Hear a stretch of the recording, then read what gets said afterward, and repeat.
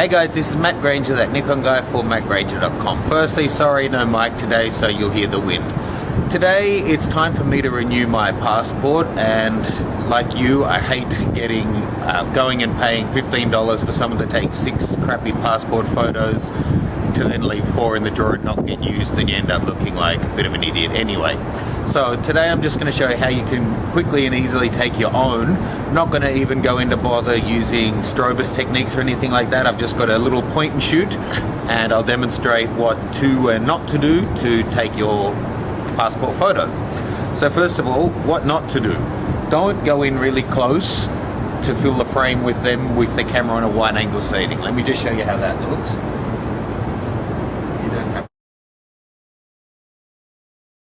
And that's not trying to look ugly. Much better. This is actually why they say that around 100 mil is the ideal portrait length. Just take a look at the difference in those two. If you're on a wide angle lens up close, it barrels the face and makes them look weird. And if you take it with a longer lens, it flattens them out and they look more natural. So by Australian standards, you've got to have the big buff head filling pretty much the whole frame, and they're really specific on how much white space can be around it, how much space the head needs to take up, and the background needs to be a light neutral color. So the background we're using here probably isn't quite light enough, but I can lighten that up a little bit in Photoshop. So let's just get a couple more options. Okay, so lovely smile, but they would reject that. It has to be mouth closed. Why did you smile?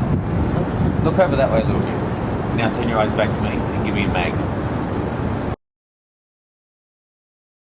Again, lovely pose, but they'd reject that. It has to be front on. You have to be able to see both points on their jawline. And can you just take off your scarf? Excellent.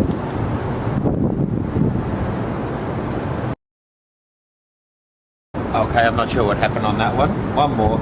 Okay, you can have a small smile, but you have to keep your lips closed. Try not to look like you've got hair on up your back passage. Okay, that's pretty much all there is to it. Now I'll take you onto the computer and show you how to quickly edit that up. Okie dokie, so I'm just going to go in and edit up my favorite shot from that selection. So let's go in and grab it. Open it up in Photoshop. Now there we go. Okay, now overall that is actually a little bit light, so I'm just going to go in. I'm doing this very simple. I'm assuming no prior knowledge here, so drop it into Photoshop, go into Image, Adjustments, and then I'm going to go into Levels. Okay, now if you want to darken up and make your blacks richer, bring in this left mode, this left toggle. That's your black point, so you can see there was nothing quite reaching out to black. And then this is your highlight, so if you want to pump up the contrast, you can just bring each of those in. It's not the most sophisticated way to do it, but that is, it does work to do it that way. Now, to be honest, this isn't I'm looking at the back of the camera now, and it's showing more vignetting on the photo than you can actually see in screen. So I don't think it's a big issue. I was going to lighten up the background because it should actually be a lighter shade than that, but I got advice that you're not meant to Photoshop or edit or adjust the photos that you're using on your passport, so I don't want to advocate that. But doing basic editing is fine because I didn't apply it in camera, so I'm sure they won't have a problem with that. But I just advise that when you do shoot it, shoot in nice even lighting, like on an overcast day or in the shade, but do it against a light, white, even colored wall without any pattern. So I'm just going to go into Filter, Sharpen, Unsharp Mask, and let's just have a little look.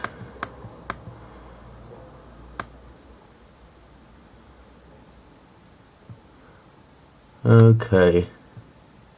I've done that at 46% radius 2.1 pixels. It's just brought up a little bit of sharpness in there. Now, the photo needs to be 45 millimeters high by 35 millimeters wide. So to do that, I'm just going to select the crop tool over here and then choose in width 35, height 45, and then go in and crop what I think is the right proportions. Now, looking at their sample photos, the head needs to fill up the majority of the frame. So a little bit of space top and sides is fine, and some neck obviously, but you don't want to be giving too much space around it. So I'm just going to bring it into about there, a little bit up, and I think that will pretty much satisfy their requirements. Okay, now the other thing they say, the head actually has to take up in lengthways between 32 and 36 millimeters of the photo. So you'll need to, just check that when you print it out. But basically, if you wanted to print this now, we could, first of all, just to make it nice and easy, I'll adjust the image size and make it 35 millimeters by 35 millimeters by 45 millimeters at 300 pixels per inch.